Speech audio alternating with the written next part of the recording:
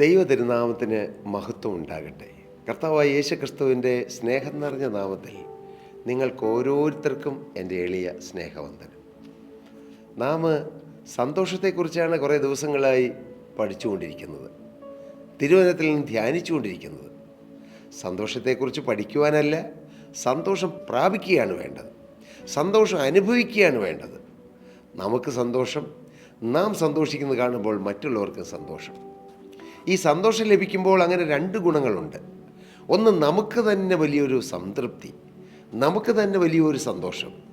പോരാ, നാം സന്തോഷിക്കുമ്പോൾ നമ്മുടെ കൂടെയുള്ളവർക്കും സന്തോഷം ലഭിക്കാനിടയാകും. കർത്താവിന് സ്തോത്രം. മക്കളുടെ മുഖം വാടിയിരുന്നാൽ മാതാപിതാക്കൾക്ക് അവരുടെ മുഖം വാടും. എന്നാൽ നമ്മുടെ മക്കളൊന്ന് സന്തോഷിച്ച് കാണുമ്പോൾ മാതാപിതാക്കളായ നമ്മുടെ ഉള്ളും നമ്മുടെ മുഖവും സന്തോഷപൂരിതമാകും. ഇതുപോലെയാണ് സ്വർഗത്തിലെ ദൈവത്തിന് അവിടുത്തെ മക്കളായി നാം സന്തോഷിക്കുന്നത് കാണുമ്പോൾ ദൈവത്തിനും സന്തോഷമാണ്. അതുകൊണ്ട് നാം എപ്പോഴും സന്തോഷിക്കുന്ന ഒരു ആത്മീയ തലത്തിലേക്കും ആ ഒരു റലത്തിലേക്കും ആ ഒരു അനുഭവത്തിലേക്കും വരണമെന്ന് ദൈവം ആഗ്രഹിക്കുന്നുകൊണ്ടല്ലേ ദൈവവചനത്തിൽ എഴുതിയിരിക്കുന്നു, എപ്പോഴും സന്തോഷിപ്പീൻ. കർത്താവിന് സ്തോത്രം. സന്തോഷിപ്പീൻ, സന്തോഷിപ്പീൻ എന്ന് ഞാൻ പിന്നെയും നിങ്ങളോട് പറയുന്നു. ഇതെല്ലാം ദൈവത്തിൻ്റെ പരിശുദ്ധാത്മാവ് നമ്മോട് ആഹ്വാനം ചെയ്യുന്ന ദൈവിക ആഗ്രഹങ്ങളാണ്. കർത്താവിന് സ്തോത്രം. ഇന്ന് നമുക്ക് 30-ാം സങ്കീർത്തനത്തിലെ ഒരു വാക്യത്തെ ആസ്പദമാക്കി സന്തോഷത്തെക്കുറിച്ച് അല്പനേരം ചിന്തിക്കാം. സങ്കീർത്തനങ്ങൾ മിക്കവാറും എഴുതിയത് ദാവീദാണെന്ന് നിങ്ങൾക്കറിയാമല്ലോ. 150 സങ്കീർത്തനങ്ങളുള്ളതിൽ അതിൽ മിക്കവാറും സങ്കീർത്തനങ്ങൾ എഴുതിയത് ദാവീദാണ്. സങ്കീർത്തനങ്ങളെല്ലാം അതിൽ തന്നെ പൂർണ്ണതയുള്ളതാണ്. അതുകൊണ്ടാണ് ഓരോന്നിനും ഓരോ സങ്കീർത്തനം എന്നേ പറയൂ, അതൊരു അധ്യായമല്ല. അധ്യായം എന്ന് പറയുമ്പോൾ ഒരധ്യായത്തിൻ്റെ ബാക്കി പിന്നത്തെ അധ്യായത്തിൽ, ഒരുപക്ഷെ അങ്ങനെ കണ്ടിന്യൂസ് ആയിട്ട് ചില അധ്യായങ്ങൾ കണക്ട് ചെയ്തു പോകുന്നു. അതുകൊണ്ട് അതിന് അധ്യായം എന്ന് പറയും. പക്ഷേ സങ്കീർത്തനങ്ങൾ ഓരോന്നും ഓരോ ഗീതങ്ങളാണ്, കർത്താവിനെ സ്തുതിക്കുന്ന ആത്മീക ഗീതങ്ങളാണ്. അതിൻ്റെ അർത്ഥം അതിൽ തന്നെ പൂർണ്ണതയായിട്ടുണ്ട്. നാം ഓരോ സങ്കീർത്തനം എടുത്ത് വായിച്ചാൽ, ഇപ്പോൾ 1-ാം സങ്കീർത്തനം, അതിൽ എങ്ങനെ നടക്കണം, എവിടെ ഇരിക്കണം, എങ്ങനെയാണ് നാം ജീവിക്കേണ്ടത്, വചനത്തോടുള്ള ബന്ധത്തിൽ എങ്ങനെയായിരിക്കണം, അങ്ങനെ ദൈവവഴിയിലൂടെ നടന്നാൽ നമുക്ക് എന്തെല്ലാം കിട്ടും, ദൈവവഴിയിലൂടെ നടക്കാതെ ദുഷ്ടന്മാരുടെ ആലോചനപ്രകാരം നടന്നാൽ, പാപികളുടെ വഴിയിൽ നിന്നാൽ, പരിഹാസികളുടെ ഇരിപ്പിടത്തിൽ ഇരുന്നാൽ നമുക്ക് എന്ത് സംഭവിക്കും എന്നുള്ളതായ ഒരു ആത്മീക യാഥാർത്ഥ്യത്തെ തുറന്നു കാണിച്ചുകൊണ്ട് ചില ആത്മീയ സത്യങ്ങൾ ആ സങ്കീർത്തനത്തിൽ ഉൾപ്പെടുത്തി അതിൻ്റെ പൂർണ്ണതയിൽ 1-ാം സങ്കീർത്തനം തീർത്തിരിക്കുന്നു. അതുപോലെ തന്നെയാണ് 150 സങ്കീർത്തനങ്ങൾ. ഞാൻ ജസ്റ്റ് ഒന്നങ്ങ് പറഞ്ഞതേ ഉള്ളൂ. 30-ാം സങ്കീർത്തനത്തിൻ്റെ 11-ാമത്തെ വാക്യം വായിക്കുമ്പോൾ സങ്കീർത്തനക്കാരനായ ദാവീദ് എഴുതിയൊരു സങ്കീർത്തനമാണത്. ദാവീദ് പറയുകയാണ്, ദൈവമേ, അവിടുന്ന് നീ എൻ്റെ വിലാപത്തെ എനിക്ക് നൃത്തമാക്കി തീർത്തു, എൻ്റെ രട്ട് നീ അഴിച്ച് എന്നെ സന്തോഷം ഉടുപ്പിച്ചിരിക്കുന്നു. സന്തോഷം ഉടുപ്പിച്ചിരിക്കുന്നു. ഒരു ഡ്രസ്സ് അണിയുന്ന പോലെ ദൈവം സന്തോഷം അണിയിച്ചിരിക്കുന്നു എന്ന് പറയുന്നതാണ് കുറച്ചുകൂടി അർത്ഥവത്തെ. സന്തോഷം അണിയിക്കുക. കർത്താവിന് സ്തോത്രം. നാം ഒരു ഷർട്ട് ഇടുന്ന പോലെ അല്ലെങ്കിൽ ഒരു ഡ്രസ്സ് ഇടുന്ന പോലെ നമ്മുടെ മേൽ കർത്താവ് സന്തോഷം പകർന്നിരിക്കുന്നു എന്നാണ്. അങ്ങനെ അനുഭവമുണ്ടോ? ഉണ്ട്, തീർച്ചയായും അങ്ങനത്തെ അനുഭവമുണ്ട്. 24 മണിക്കൂറും സന്തോഷം അനുഭവിക്കുന്ന ഒരു ജീവിതം. അതുകൊണ്ട് ഞാൻ പറഞ്ഞത് വെറുതെ അങ്ങ് സന്തോഷിച്ച് പോവുകയാണോ? അല്ല, സന്തോഷിക്കാൻ തക്കതായ കാരണമുണ്ട്. സ്തോത്രം. സന്തോഷിക്കാൻ എന്താ കാരണം? ഈ ദൈവം എന്നെ സ്നേഹിക്കുന്നല്ലോ. ഒരു ദൈവം, സത്യമായും വാസ്തവമായ ഒരു ദൈവമുണ്ട്. ആ ദൈവം എന്നെ സ്നേഹിക്കുന്നു. ആ ദൈവം സർവ്വവല്ലഭനാണ്. ആ ദൈവം സർവ്വശക്തനാണ്. ആ ദൈവം സർവ്വവ്യാപിയാണ്. ആ ദൈവം സർവ്വസമ്പന്നനാണ്. ആ ദൈവം സർവ്വസൈന്യാധിപനാണ്. ആ ദൈവം സർവ്വലോക ജഗം നിയന്താവാണ്. ആ ദൈവം നിത്യനായ ദൈവം, ആ ദൈവം നിസ്സാരനായി എന്നെ സ്നേഹിക്കുന്നു. ആ ഒരു ചിന്ത തന്നെ നമ്മുടെ ജീവിതത്തിലെ ഒരു 90% ഭാഗങ്ങൾ സന്തോഷമുള്ളതാക്കി തീർക്കും. ഞാൻ അനുഭവിക്കുന്ന ഒരു സത്യമാണത്. എൻ്റെ ജീവിതത്തിൽ എനിക്ക് നോക്കിയാൽ പ്രശ്നങ്ങളൊക്കെ ഒത്തിരിയുണ്ട്, അല്ലേ? പ്രശ്നങ്ങളുണ്ട്. ഒരു സാധാരണ ഉള്ളതുപോലെയോ അതിൽ കൂടുതലോ പ്രശ്നങ്ങളൊക്കെ എൻ്റെ ജീവിതത്തിലും ഉണ്ട്. പക്ഷേ എനിക്ക് വലിയ സന്തോഷമാണ്. എനിക്ക് പ്രത്യേകിച്ച് ഇന്ന കാര്യം എന്നല്ല, ഞാൻ ഓർക്കും യേശു എന്നെ സ്നേഹിച്ചല്ലോ. അത് ഓർക്കുമ്പോൾ എനിക്ക് വലിയ സന്തോഷമാണ്. ദൈവം സ്നേഹിക്കാൻ സാധ്യതയുള്ളവനായിരുന്നില്ല. ഒരു സന്തോഷം അനുഭവിക്കാൻ എൻ്റെ പശ്ചാത്തലം നോക്കിയാൽ, എൻ്റെ കുടുംബ പാരമ്പര്യം നോക്കിയാൽ, എൻ്റെ വ്യക്തിജീവിതം നോക്കിയാൽ സാധ്യതയുണ്ടായിരുന്നില്ല. പക്ഷേ എൻ്റെ ഹൃദയത്തിൽ എനിക്ക് സന്തോഷമാണ്. ഞാൻ ചിന്തിക്കുന്നത് എൻ്റെ മുഖത്തും ആ ഒരു സന്തോഷത്തിൻ്റെ ഭാവം ഉണ്ടെന്നാണ് എൻ്റെ ചിന്ത. ഇനി അങ്ങനെ ഭാവമില്ലെങ്കിൽ പോലും എൻ്റെ ഹൃദയത്തിൽ വലിയ സന്തോഷമുണ്ട്. കർത്താവിന് സ്തോത്രം. വെറുതെ ഞാൻ ഉണ്ടാക്കി ചില വാക്കുകൾ പറയുന്നതല്ല. സത്യമായും ഏതെല്ലാം പ്രശ്നങ്ങൾ തെരുത്തുയർന്ന അലമാല പോലെ തിരമാല പോലെ വരുമ്പോഴും എനിക്ക് ശാന്തത തരുന്നൊരു യേശുവുണ്ട്. എന്നെ സമാധാനം കൊണ്ട് നിറയ്ക്കുന്നൊരു യേശുവുണ്ട്. എന്നെ സ്വസ്ഥത കൊണ്ട് നിറയ്ക്കുന്നൊരു യേശുവുണ്ട്. സംതൃപ്തി കൊണ്ട് എന്നെ നിറയ്ക്കുന്നൊരു യേശുവുണ്ട്. ഞാൻ ഈ കർത്താവിൻ്റെ വേല ചെയ്യുന്നത് ഏതെങ്കിലും പഠിച്ച് എന്തെങ്കിലും നിങ്ങളോട് പറയുകയല്ല, ഒരിക്കലുമല്ല.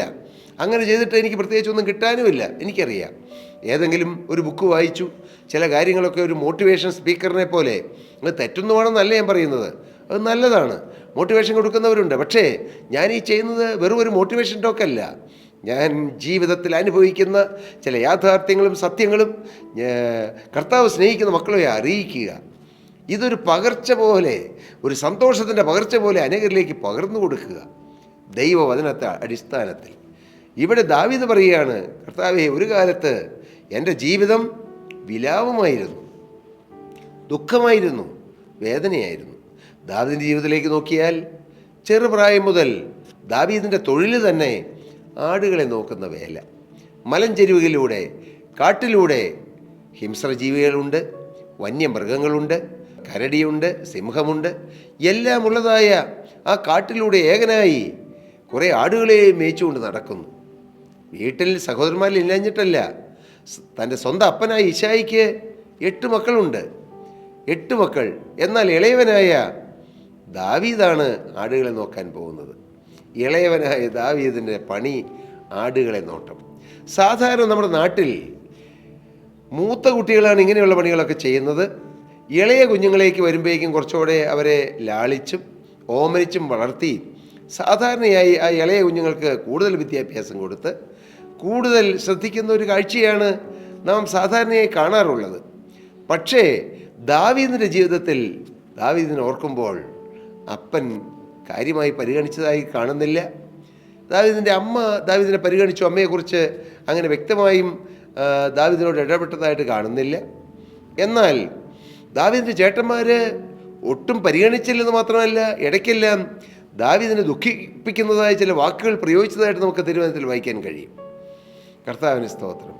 പക്ഷേ ദാവീദ് പറയും, എൻ്റെ ബാല്യകാലം മുതൽ ഞാൻ ദുഃഖം അനുഭവിച്ചു വളർന്നു. മലഞ്ചെരുവിലൂടെ നടക്കുമ്പോൾ ആടുകളെ സംരക്ഷിക്കണം. ആടുകൾ ഒന്ന് കുറഞ്ഞു പോയാൽ അപ്പൻ ചോദിക്കും. ആടുകൾക്ക് എന്തെങ്കിലും പ്രശ്നം വന്നാൽ ഓടിച്ചെല്ലണം. ഒന്ന് സ്വസ്ഥമായി ഉറങ്ങാൻ പോലും കഴിയുകയില്ല. രാത്രികാലങ്ങളിൽ വന്യമൃഗങ്ങളുടെ ഭീഷണി, വന്യമൃഗങ്ങളുടെ അലർച്ചയുടെ ശബ്ദം എല്ലാം കേട്ട് തൻ്റെ സ്വന്തം ആടിനെ പരിപാലിക്കണമെന്നുള്ള ദാഹത്തോടെ പലപ്പോഴും ഉറങ്ങിക്കാണുമോ? ഒന്ന് നന്നായിട്ട് ഉറങ്ങാൻ ദാവീദ് അന്നത്തെ കാലത്ത് ആടുകളെ നോക്കുമ്പോൾ കുറേ ആടുകളെ അഴിച്ചുവിട്ട് പോയ മാസങ്ങൾ കഴിഞ്ഞ് തിരിച്ചു വരികയുള്ളൂ. ഒരുപക്ഷെ വീട്ടിൽ തിരിച്ചു വരുമ്പോഴായിരിക്കും ഒന്ന് സമാധാനമായിട്ട് ഉറങ്ങുന്നത്. അങ്ങനെയെല്ലാം കഴിഞ്ഞ ദാവീദ് തൻ്റെ അനുഭവത്തിൽ നിന്ന് പറയുകയാണ്, ഒരിക്കൽ ഒരു സിംഹം ചീറിപ്പാഞ്ഞു വന്നു, ഒരു കരടി വന്നു. ദാവീദ് പെട്ടെന്ന് ഭയപ്പെട്ടു പോയി കാണും. പക്ഷേ ദൈവനാമത്തിൽ ആശ്രയിച്ച് ആ സിംഹത്തെയും കരടിയെയും ദാവീദ് ഒരൊറ്റ മനുഷ്യനായി നിന്ന് അവയെ തോൽപ്പിച്ചു. ദാവീദ് പിൽക്കാലത്ത് പറയും, സിംഹത്തിൻ്റെ കയ്യിൽ നിന്നും കരടിയുടെ കയ്യിൽ നിന്നും എന്നെ വിടുവിച്ച ദൈവമെന്ന്. ഇങ്ങനെയുള്ള അനുഭവങ്ങൾ ദാവീദിനുണ്ടായിരുന്നു. ദാവീദിന് അവിടെയെല്ലാം തുണയായിരുന്ന ഒരേ ഒരാൾ. ആരാണത്? ജീവനുള്ള ദൈവം. ഞാൻ എൻ്റെ പ്രിയപ്പെട്ട സഹോദരി സഹോദരനോട് ഉള്ളു തൊട്ട് ചില കാര്യങ്ങൾ പറയട്ടെ. നിങ്ങളെ ഈ ഭൂമിയിൽ ആരും സഹായിച്ചില്ലെങ്കിലും, സ്വന്തം അപ്പനോ സ്വന്തം അമ്മയോ സ്വന്തം സഹോദരങ്ങളോ സ്വന്തം സഹായിക്കുമെന്ന് കരുതിയവരാരും വേണ്ടതുപോലെ സഹായിച്ചില്ലെങ്കിലും നമ്മെ സഹായിക്കാൻ സഹായഹസ്തം നീട്ടുന്ന ഒരു ദൈവമുണ്ട്, ഒരു ജീവുള്ള ദൈവമുണ്ട്. ആ ദൈവത്തിൻ്റെ സന്നിധിയിൽ നാം വിശ്വസ്തയോടെ നിന്നാൽ നമ്മെ സഹായിക്കും, സന്തോഷത്തിലേക്ക് നമ്മെ നയിക്കും. ചില കാലം ദുഃഖത്തിൻ്റെ കാലമാകാം, എന്നാൽ എന്നും ദുഃഖമല്ല, എന്നും ദുഃഖമല്ല. ഇന്ന് ദുഃഖത്തിലൂടെ കടന്നു പോകുന്നവരാരെങ്കിലും, മാന്യ സഹോദര, പ്രിയ സഹോദരി, വലിയ ദുഃഖത്തിലൂടെയും വലിയ സങ്കടത്തിലൂടെയും വലിയ നിരാശയുടെ അനുഭവത്തിലൂടെയാണ് മകളെ, പ്രിയമോനെ, നീ കടന്നു പോകുന്നത്? എന്നാൽ നിനക്ക് വിലാപം മാറ്റി നൃത്തം തരുന്നൊരു ദൈവമുണ്ട്. ഹല്ലേലൂയ. നൃത്തം സന്തോഷത്തെ സൂചിപ്പിക്കുന്നു. കർത്താവിന് സ്തോത്രം. സന്തോഷിക്കുന്നവരാണ് നൃത്തം ചെയ്യുന്നത്, സന്തോഷിക്കുന്നവരാണ് പാട്ടുപാടുന്നത്. വിലാപം മാറ്റി, കരച്ചിൽ മാറ്റി, ഇന്നത്തെ കണ്ണുനീര് തുടച്ച് നമുക്ക് സന്തോഷം തരുന്നൊരു ദൈവമുണ്ട്. ഇതൊരു വാഗ്ദത്തമായി നിങ്ങൾ ഏറ്റെടുക്കണം. ദൈവത്തിൻ്റെ ഒരു ദൂതായിട്ട് ഏറ്റെടുക്കണം. ഞാനിന്ന് യേശുക്രിസ്തുവിൻ്റെ നാമത്തിൽ നിങ്ങളെ അറിയിക്കട്ടെ, മകനെ, ഇന്ന് നീ അനുഭവിക്കുന്നതിലെ ദുഃഖങ്ങൾ മാറാൻ പോവുകയാണ്. നിനക്ക് സന്തോഷം വരാൻ പോവുകയാണ്. നീ കരയാറുണ്ട്, എന്നാൽ നിൻ്റെ കരച്ചിൽ മാറ്റി നീ ഇന്ന് സങ്കടം കൊണ്ട് കരയുന്നു, എന്നാൽ സന്തോഷം കൊണ്ട് കരയുന്ന ഒരു കാലം വരാൻ പോകുന്നു. ഹല്ലേലൂയ. ദൈവത്തിൻ്റെ പരിശുദ്ധാത്മാവ് അങ്ങനെ ചില ഉറപ്പുകൾ ഇന്ന് ഈ വാക്കുകളെ കേൾക്കുന്ന മക്കളുടെ മേൽ പകരുന്നത് എൻ്റെ ആത്മാവിൽ ഞാൻ അനുഭവിച്ചുകൊണ്ടാണ് പറയുന്നത്. ഹല്ലേലൂയ. ദുഃഖം മാറും, നിരാശ മാറും, വിലാപം മാറും. നിങ്ങൾ നൃത്തം ചെയ്ത് കർത്താവിനെ സ്തുതിക്കുന്ന ഒരാനന്ദത്തിൻ്റെ കാലം നിങ്ങളെ കാത്തിരിക്കുന്നു പ്രിയരെ. യേശുവിൻ്റെ നാമത്തിൽ ഞാൻ നിങ്ങളെ അറിയിക്കട്ടെ. പോരാ, യേശുവിൻ്റെ നാമത്തിൽ ഈ തിരുവചനം കേട്ടുകൊണ്ടിരിക്കുന്നവരെ ഞാൻ അനുഗ്രഹിക്കുകയാണ്. സ്തോത്രം. നീ എൻ്റെ വിലാപത്തെ എനിക്ക് നൃത്തമാക്കി തീർത്തു. സ്തോത്രം. ഈ നല്ല ദൈവം, മനുഷ്യരാരുമല്ല ഇത് ചെയ്യുന്നത്, ജീവനുള്ള ദൈവമാണ് ചെയ്യുന്നത്. മനുഷ്യർക്ക് സഹായിച്ചാൽ പരിധികളുണ്ട്, പരിമിതികളുണ്ട്. എന്നാൽ ദൈവം കൈ തുറന്നാൽ അതിന് പരിധിയില്ല, പരിമിതികളില്ല. ആ ദൈവകരങ്ങളിലേക്ക് നിങ്ങളുടെ ജീവിതം കൊടുക്കൂ, നിങ്ങളുടെ ഭാവി യേശുവിന് കൊടുക്കൂ. ഇന്നത്തെ ദുഃഖങ്ങൾ യേശുവിൻ്റെ പാദത്തിൽ വയ്ക്കൂ. വിശ്വാസത്തോടെ എൻ്റെ കർത്താവിനെ ആനന്ദ തൈലം കൊണ്ട് നിറയ്ക്കുമെന്ന വിശ്വാസത്തോടെ കർത്താവിൽ ആശ്രയിക്കൂ. കർത്താവ് നിങ്ങളെ അനുഗ്രഹിക്കും, സഹായിക്കും, നിങ്ങളെ ഉയർത്തും, നിങ്ങളെ വളർത്തും, ആനന്ദം കൊണ്ട് നിങ്ങളെ നിറയ്ക്കും. അതിനിടയാകട്ടെ എന്ന് പ്രാർത്ഥിച്ചുകൊണ്ടും ആശംസിച്ചുകൊണ്ടും അനുഗ്രഹിച്ചുകൊണ്ടും ഞാൻ എൻ്റെ വാക്കുകളെ നിർത്തുന്നു. ദൈവനാമം മഹത്വപ്പെടട്ടെ. പ്രിയ സഹോദരീ സഹോദരങ്ങളെ, നിങ്ങൾക്ക് ഏതെങ്കിലും പ്രാർത്ഥനാ വിഷയങ്ങളോ ഏതെങ്കിലും കാര്യങ്ങൾ ഷെയർ ചെയ്യാനോ ഉണ്ടെങ്കിൽ തീർച്ചയായും താഴെ കാണുന്ന നമ്പറിൽ ഞങ്ങളുമായി കോൺടാക്റ്റ് ചെയ്യാം. ഞങ്ങൾ തീർച്ചയായും ആത്മാർത്ഥമായി നിങ്ങൾക്ക് വേണ്ടി പ്രാർത്ഥിക്കും. തീർച്ചയായിട്ടും പ്രാർത്ഥിക്കും. കർത്താവിന് സ്തോത്രം. നിങ്ങൾക്ക് ഏതെങ്കിലും കാര്യം ഷെയർ ചെയ്യാനുണ്ടെങ്കിൽ ഞങ്ങളെ വിളിക്കാം. ഞങ്ങൾ നിങ്ങൾക്ക് വേണ്ടി പ്രാർത്ഥിക്കാം, നിങ്ങൾക്ക് വേണ്ടി സമയം ചെലവഴിക്കാം. നമുക്ക് ഒരുമിച്ച് കർത്താവിൻ്റെ സന്നിധിയിൽ പ്രാർത്ഥിക്കാം. അതിനിടയാകട്ടെ. ദൈവം നമ്മെ അനുഗ്രഹിക്കട്ടെ. സ്തോത്രം.